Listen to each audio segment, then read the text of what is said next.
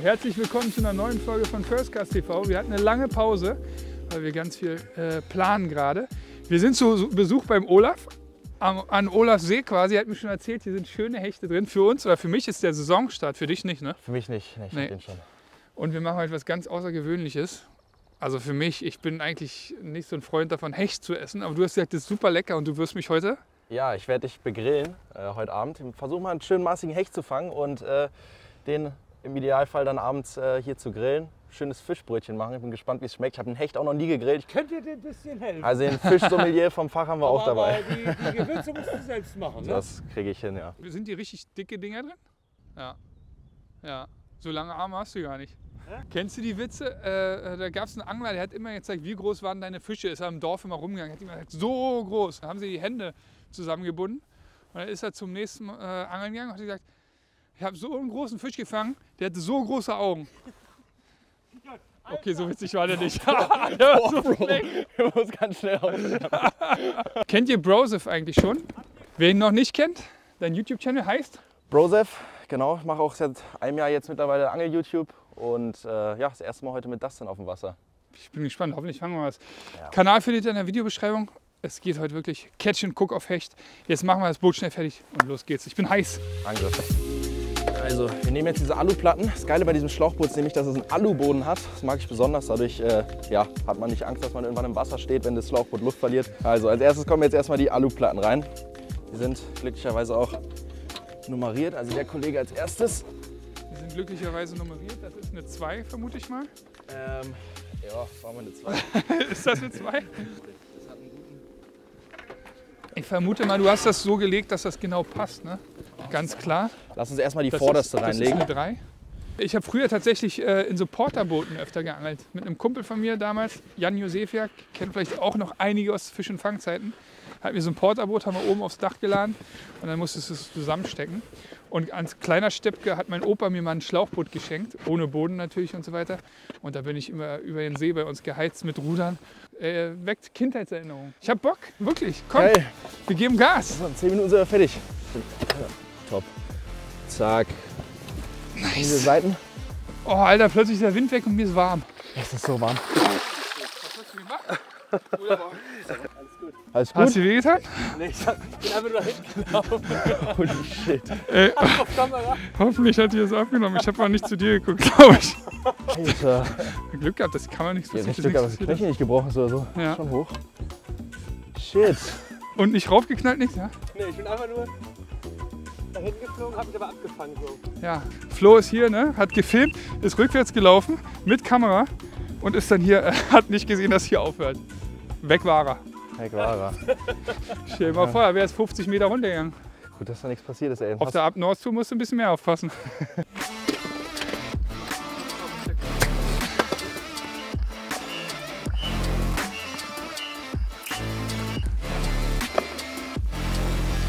Ich habe natürlich was vorbereitet und was beim Hechtangeln nie fehlen darf, ist ein Spinnerbait. Macewanner. Ich habe hier so eine geile neue Box, bin ich echt verliebt drin.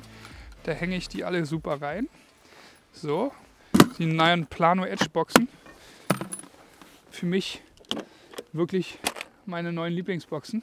Dann habe ich hier noch so ein Fach mit dem ganzen Zeugs, zum Beispiel meinen BKK Trailerhaken. Ja, ihr wisst alle, ich liebe Spinnerbaits, ich liebe den Macewanner. Ich glaube, der wird mir heute mit Sicherheit einen Hecht bringen. So, geile Waffe. Den Knoten kennt ihr auch alle von mir. Einfach ein Öhr machen, das durchziehen, den Pilz, hält bombenfest. Kann losgehen. Wo gehen wir denn hin? Dahin. Nicht da auf die Trailerrampe. Nee, wir machen das da. Siehst du, aber der Boden ein bisschen runter geht? Ja. Da stellen wir es drauf und dann kann man das langsam. Rennt jeden Tag ins Gym der Gute und sagt, das ist fucking schwer. Oh, der Angler war fucking schwer. Ups. Zack. Sehr schön. Können wir alles reinstellen? Ja. Und dann Angriff. So. Hallo Katzi. Hallo Katzi. Vorsicht, da sind Haken dran. Nicht, dass du dich verletzt, Katze, okay? Wir fangen heute, wer ist das denn? Ich glaube ja nicht dran, aber der gute Olaf, der Fischer hier, der sagt, wir fangen einer. Werden wir sehen. Fahren wir erstmal hier in die Bucht, oder? Ja. Tschüss. Ja, wir fangen hier an, dann machen wir die ganze Bucht einmal. Hier müsste eigentlich der erste Fisch kommen in der Bucht. Das war immer so. Ich sag dir eins, erster Wurftreffer. First Cast. First Cast TV. Willkommen bei First Cast TV. Du weißt, was das heißt, ne? Der erstmal First Cast TV. Ja. Erster Wurf, erster Fisch. So, Spinnerbait, Maze Runner. Geht immer. Wisst ihr alle? Liebe ich. Zu den Schneidern fange ich erstmal mit dem Twitchbait an. Ja? Ja.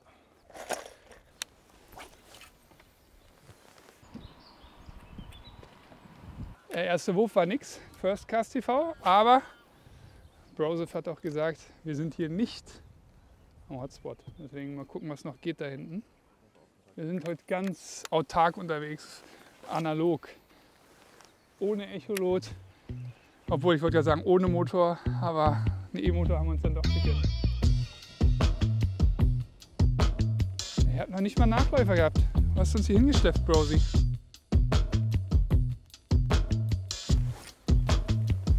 Herr Guide, wie tief ist es hier? 2 Meter. Ich habe das Gefühl, du bist schon ein bisschen nervös. Du under pressure, du willst liefern. Fokussiert. Ich bin im Hunting Predator Modus. Fisch! Ja! Oh, Alter, ist der rauf. Ich hab ihn direkt bekommen, Alter. Alter. Auf dem Venom? Ja. Soll ich ihn die Kescher? Oh, die war an. Ich habe sogar ausgemacht. Die lief die ganze Zeit. An der Kescher ist da drüben, kannst du mir ihn geben? Alter, ist der rauf. Der ist ja vor allem groß. Ja, Groß nicht, aber ist aber schon so schöner. zum Catch and Cook auf jeden Fall eine perfekte Größe. Komm, Junge! Jawohl! Yes, Junge! Geil. Erster Fisch. Boah, der ist kurz vom Boot eingestiegen, ne? Hast du einfach eingeleitet, was? Ja. Nice, Alter. So, das ist der erste Fisch. Erster Bisschen- Pike des Tages. Kann sich doch schon mal sehen lassen. Halbe Stunde am Angeln, direkt der erste Fisch. Der ist sowas von reingebrettert, direkt vorm Boot. In dem klaren Wasser. Unglaublich geiler Biss. Fängt gut an. Bügelt. Reingebügelt. Halten wir mal schnell dran. Guck mal, der schöne Gruß von unseren Franzosen. Die haben mir die zugeschickt. Mal nur so ganz grob, brauchst nicht rauflegen. 78. Ja. So, 78 hat der Kollege. Unglaublich geil gebissen. Schön auf den Venom in 5,5 Inch ist das? 6,5. 6,5 sogar. Bei dem Wetter glasklares Wasser, die Fische haben Bock. Leute, geht ans Wasser. Das ist die perfekte Jahreszeit zum Hechtangeln jetzt. Mega geiler Fisch. Kurz vom Boot reingescheppert, einen richtigen Schreck bekommen. Geil. Petri, mein Freund. Petri, Dank. So kann es weitergehen. Den wollte er haben, nicht allzu groß. Ich habe ja am Anfang gesagt, dass ich erstmal mit Twitchbait anfange, habe das dann aber noch 15 Minuten erstmal sein lassen. Bisschen durchgewechselt und direkt den Erfolg gebracht. Ich will jetzt auch noch weiter dran lassen, vielleicht nachher mal ein bisschen größer gehen oder die Farbe wechseln, aber Vertrauen in den Köder ist jetzt schon mal da. Sehr, sehr nice. Darf ja gar nichts sagen. Ne? Ich gehe mit weißen Schuhen ans Wasser. Ich habe früher auch weiße Klamotten am Wasser getragen. Aber einen komplett weißen Nace-Anzug am Wasser anzuziehen, ist schon Next Level auf jeden Fall. Die Jugend von heute, ey. Mann, Mann, Mann. Tatsächlich muss ich einfach sagen, ist ja wirklich einfach super bequem beim Angeln. Ja, ne? Ich finde den Schnitt echt eine 10 von 10. Oh, danke dir. Wirklich, also sehr Gab es gut die nicht auch in schwarz? ja. Meinst du, der Schnitt ist da anders? Jetzt fangen wir an. Küchenfisch, das denn? Zeit zum Entschneidern hier oder was? Tschüssinger!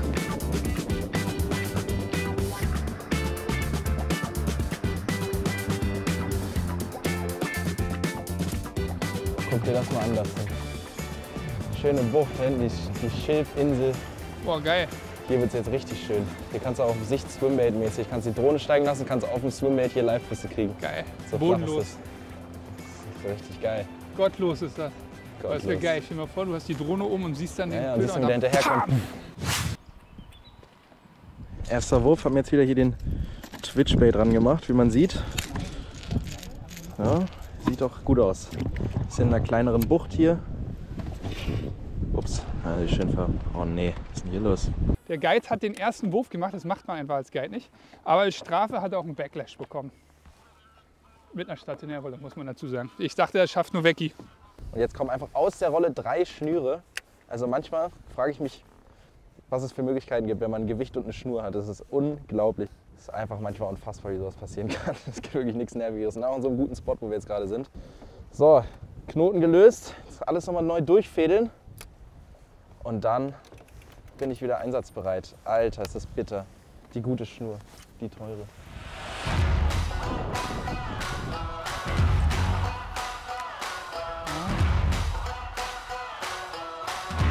Ich habe jetzt nochmal einen Mad Max dran zum Twitchen, weil wir jetzt hier an so einer Kante sind, wo es vom Flachen zum Tiefen geht und ich hier eigentlich erfahrungsgemäß mit dem Twitchbait den einen oder anderen schon fangen konnte. Von daher glaube ich, sollte der nächste Fisch jetzt auch kommen hier.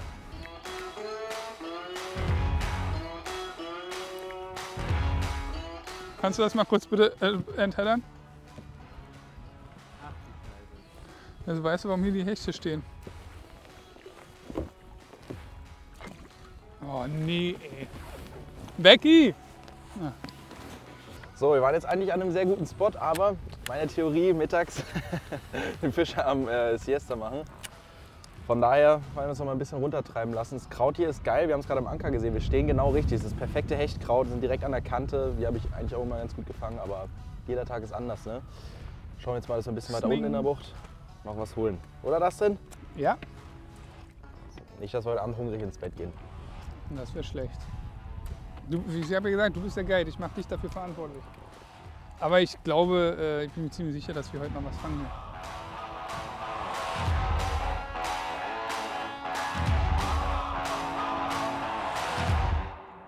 Ja! Oh, lost it! Ah. Da war er drauf! Jungs, da war er drauf! Schade.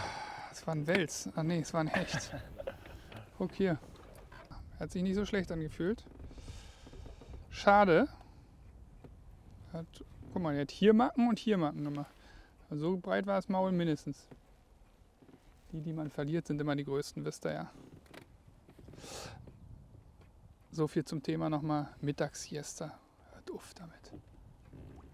Fische fängt man immer. Also letzten 2 Stunden ging jetzt nicht mehr ganz so viel. Mache jetzt nochmal eine schöne Drift hier über so einen flacheren Bereich. Ich habe jetzt nochmal ein bisschen gewechselt mit einem kleinen Gleitbait drauf hier.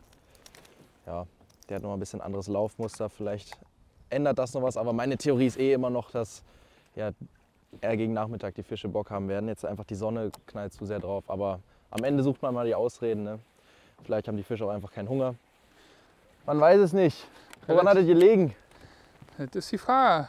Woran hattet ihr liegen?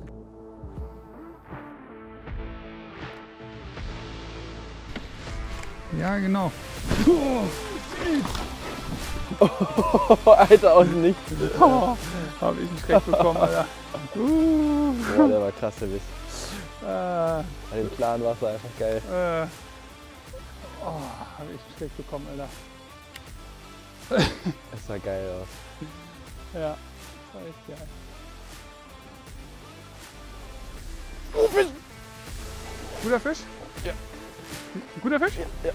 Gibst du mir den Cash? Achso, der ist ja hier. Ha, nehme ich den. Obwohl, was heißt gut? Auf jeden PB? Fall gut verkauft. PB? War guter Küchenfisch auf jeden Fall, perfekt.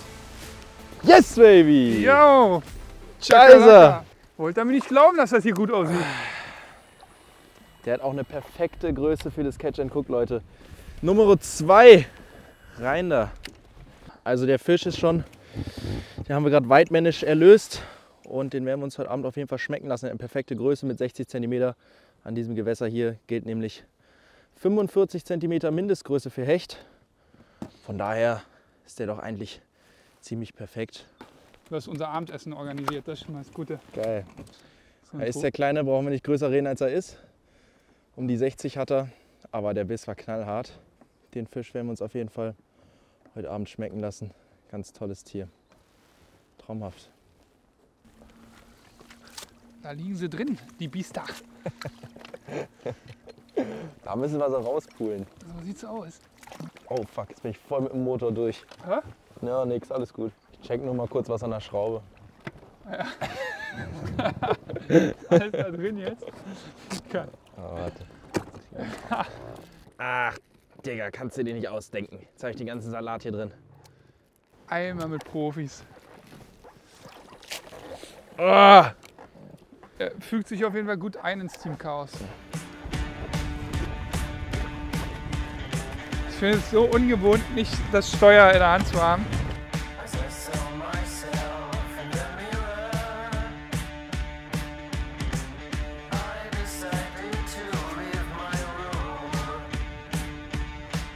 Das ist gut, wo du bist. Sag ich doch. Oder ich mach mit Hand. Ja, schöner Fisch. Doch, klein. Geil, das denn. Leader Touch! Danke! Ja, kleiner Spritzer, aber hat einen richtig schönen Biss gemacht. Und für mich der Entschneidungsfisch, ich würde sagen so 65er. Tschüss. Auto-Release. Naja. Geil, Mann. Jo, Dritter Fisch Fisch. Nummer 3. Wird Zeit. Jetzt kommen noch ein paar. Ich bin echt gespannt. Schreibt mal in die Kommentare, ob ihr schon mal Hecht gegessen habt. Ich habe noch nie Hecht gegessen. Brose schwärmt davon. Ich bin mir nicht so sicher. Ich als alter Catch-and-Cooker. Ja, stimmt. Ich finde es gut. Also ist ja schön, die Sachen zu essen, die man fängt. So, ich wechsle nochmal die Farbe und dabei will ich euch nochmal erklären, wie ich in einem sehr krautigen Gewässer vorgehe. Vor allem, wenn ich viel leier, nehme ich keinen Drilling, damit ich nicht oft im Kraut hängen bleibe, sondern ich nehme einfach einen Trailerhaken, den ich beim Spinnerbait-Angeln auch nehme. Hat man nur einen Einzelhaken und hat trotzdem eine ganz gute Chance, Fehlbisse zu vermeiden. Hier ein BKK Trailer Hook, das sind meine liebsten Haken, ultrascharf, Teflon coated. Die mag ich sehr. So, und wie man schon sieht, hat man hier eine super Anbestelle. Ich glaube, das ist im Kraut die bessere Wahl. Ich mache jetzt hier erstmal einen kleinen NDL an den Spinnerbait. Und ja, weil hier in der Bucht kam schon öfter mal der ein oder andere Barsch. Von daher schauen wir mal. Ein Barsch will man nicht Nein sagen, oder? Der würde auch noch gut auf der Bulette schmecken. Schönes, Machen wir Surf and Turf. Fisch mit Fisch aber. schönes Barsch-Ragout. Das ist schon was anderes als Holland hier, wa? Naturmäßig schon nicht schlecht. Oh, krasser Biss, Alter. Boah. Junge, war das ein Biss. Boah. Wir haben den Spot hier gewechselt und sind endlich mal ein bisschen im Windschatten. Hatten auch schon den ersten Biss. Und ich hatte einen Nachläufer, der Biss war echt brutal. Habe ja einen neuen Köder drauf. Die Abdrücke sehen jetzt nicht aus, als ob es ein Riesenfisch war, aber egal. Ein bisschen Aktion. War auf jeden Fall geil. Mal gucken, was da noch geht. Ich glaube, ich wechsle auch gleich nochmal auf den Spinnerbait. Gerade fische ich noch einen Gummifisch. Mal gucken. Macht auf jeden Fall Laune, ne? Kein Wind, schöne Sonne, harte Bisse. Schon geil. Dicker. Sorry, falsche Richtung. Manchmal verwechsel ich die Richtung auch ein bisschen.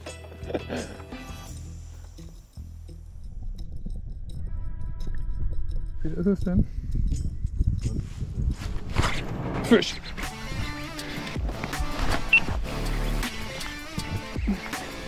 Schöner Fisch. Schneller mit dem Kescher. Tagesbest. Nee. Geil. Schön zum Ende nochmal. Schon nicht schlecht. Ja, kann man schon Hecht nennen. Ein Hechtchen. Schönes Tierchen. Ey, hier der Spot delivered, ne? Es ist unfassbar. Und das ist doch schon ein schöner Bre, würde Broseph sagen. Ja, ein schöner Hecht. Ich würde sagen, er ist so ungefähr die Kategorie, wie du am Anfang hattest. Vielleicht ein bisschen kleiner ist der hier. Nice. Wie viel? 72. Ja. Und den Fisch auf jeden Fall noch mal ein bisschen mehr Bock als mittags. Mittags war es ja echt zeitweise mega zäh. Ja, und heute muss man sagen, Gummifisch hat klar die Nase vorn, vor allem der Venom. Das ist jetzt hier so ein Prototyp, ein bisschen größer, 20er. Du angelst mit einem 6,5 Inch, ne? Das ist 8 Inch und dann wird es noch größer geben. Kommt alles bald auf den Markt. Geil, Petri Dustin. Mega gut, ey. 4 Fische jetzt insgesamt, oder? Ja, ein paar mehr haben wir gesehen, aber Könnte schlechter gehen. weiter geht's. Ganz schön kräftig hier die Biester. Oh! Tüch geraubt, Junge. Chabot.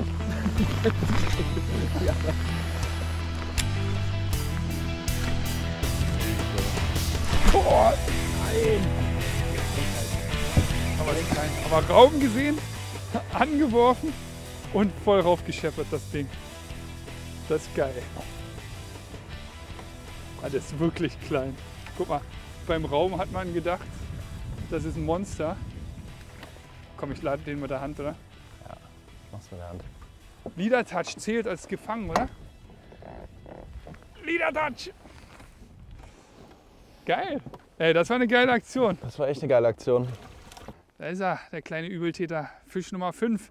Ganz schön geraubt, hingeworfen und direkt draufgeknallt. Tschüss, der hat Untermaß. Wenn man mal guckt, der Köder ist fast so genauso groß wie er. Aber geil. Das war eine coole Aktion irgendwie.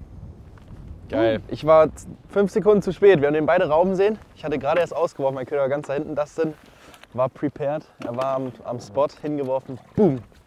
Direkt draufgegangen. Und wie ein Laserbiss, Junge. Richtiger Laserbiss. Last Cast. Boah, ich glaube, ich kriege echt einen Sonnenbrand hier, ey. Sag ich doch. Hab ich dir doch gesagt. Wirklich. So, das war für mich der letzte Wurf. Ein wunderschöner Tag, der jetzt noch mit einem leckeren Essen belohnt wird. Hoffentlich. Ich setze meine Hoffnung auf dich. Ja, wir schauen mal. Wir werden jetzt mal zurückfahren ans Ufer, dann den Hecht filetieren, ausnehmen, Grill anschmeißen. Schreibt ihr mal in die Kommentare. Ich habe gesagt, warum nimmt man so ein Teil aus, wenn man filetiert? Das macht man noch nicht. Ey, das war der letzte Wurf. Oh fuck. Es gibt eine Regel beim Angeln. Der letzte Wurf ist nie der letzte Wurf. 5 Hechte. Sehr gut. Schönes Ergebnis. 3:2. Der größte Fisch ging an mich. Stimmt, mit Abstand. So, geil. Ich freue mich aufs Essen. War das nicht dein letzter Wurf? Ja, du hast ja auch noch einen gemacht. Dann mache ich auch noch einen. Du hast ja wieder einen mehr als ich. Dann mache ich auch noch einen. Ey, vielleicht. Feuer brennt. Ob die Kohlen durchziehen, werden wir sehen. Aber der erste Schritt ist gemacht. So Leute, jetzt machen wir uns mal an den Hecht. Der kleine Kollege hat es ja mitgeschafft. Ja, der hat ungefähr 60 cm mehr auf dem Wasser gesehen. Hier ein Filetiermesser dabei. Schön scharf, schön biegsam. Wir werden jetzt mal versuchen, den zu filetieren. Wir haben ihn noch nicht ausgenommen. Muss dazu auch sagen, ich bin auch kein Fischsommelier, aber ich versuche mein Bestes und übe mich auch mit jedem Hecht. Wir machen den in 5 Stücken. Also wir machen einmal das Rückenstück, das ist komplett grätenfrei jetzt. Geil. Dann dieses Stück, das ist komplett grätenfrei. Danach drehen wir den. Drittes Stück auch hier hinten komplett grätenfrei. Und dann hier sieht man, sind ja diese Y-Gräten. Also haben wir die Mittelgräte. Und hier links gehen dann noch diese kleineren Gräten ab. Und da schneiden wir dann knapp hinten dran vorbei, runter bis an den Brustkorb, würde ich jetzt mal sagen. Und da haben wir 5 grätenfreie Filets in der Theorie.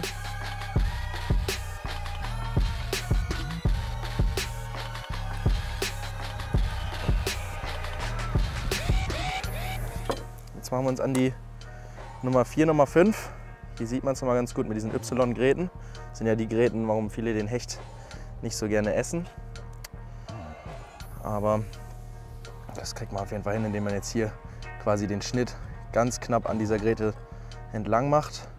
Das muss man dazu sagen, ist auch der schwierige Teil hier beim Hechtfiletieren.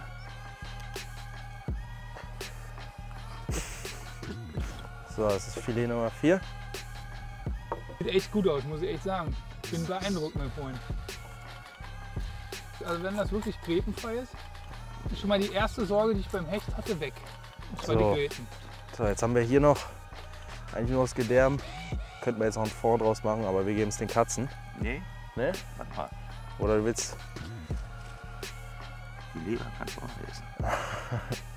100% des Fisches wird hier heute verwertet. Olaf will nämlich gerne noch, der Mittelgräte hier, wer sich auch ein bisschen sieht, will gerne noch dieses fleischige Mittelstück, wo noch ein bisschen was dran ist, verwerten und ja, ist natürlich ideal. Wir würden es jetzt nicht auf den Grill hauen, einfach zu viele Gräten. Nicht unbedingt, aber das Für kann Pfanne. man braten. Klar, warum nicht?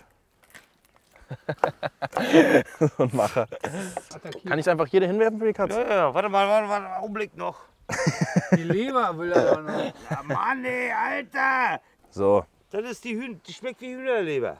traumhaft. Das ist, ja. Das schon. So, die Fischbrötchen halten wir heute relativ simpel. Wir werden jetzt erstmal diese Hechtfilets, die absolut grätenfrei sind. Du hast den Salat vergessen. Oh, danke dir. Die grätenfrei sind, in Mehl wenden und das Ganze dann in kleinen Aluschiffchen auf den Grill legen. Wichtig hierbei ist, dass wir das Salzen erst ganz am Ende machen, weil wenn wir halt in Alufolie grillen und dann Salz dazu machen, dann reagiert das Natriumchlorid mit dem Aluminium und wir haben Aluminiumhecht. Das heißt, wir würzen erst ganz am Ende und wenden ihn jetzt erstmal nur in Mehl, kloppen das dann in Butter, Aluminiumstückchen auf den Grill und dann schauen wir, was passiert. Warte.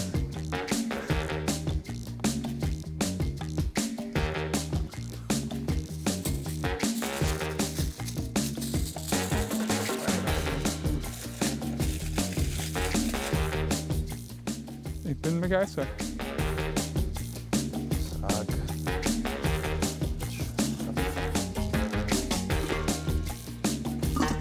Jetzt machen wir den Deckel drauf und warten erst mal 5 Minuten. Dann schauen wir nochmal vorbei.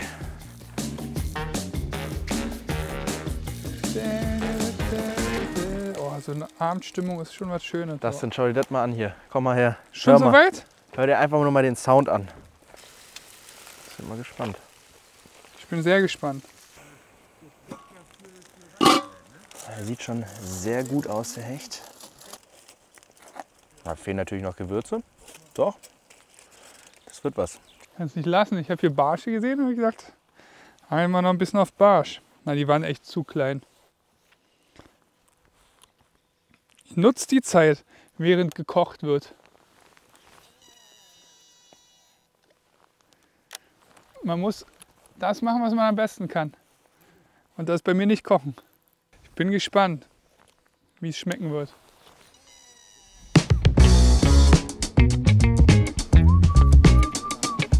Ja, na, ist jetzt genau richtig. Perfekt. Guck mal, die Katze ist schon ready.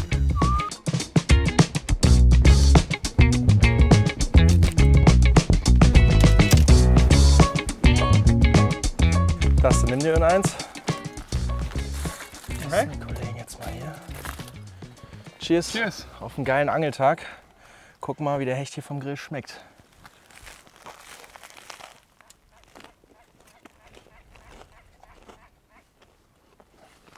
Sehr, sehr geil. Sehr gut gemacht. Ich hoffe, euch hat die Folge gefallen. Wir werden morgen wieder angreifen. Das seht ihr aber erst etwas später. Liken, kommentieren, abonnieren wie immer und unbedingt mal beim Brosy vorbeigucken. Wir sehen uns nächsten Sonntag. Haut rein. Ciao.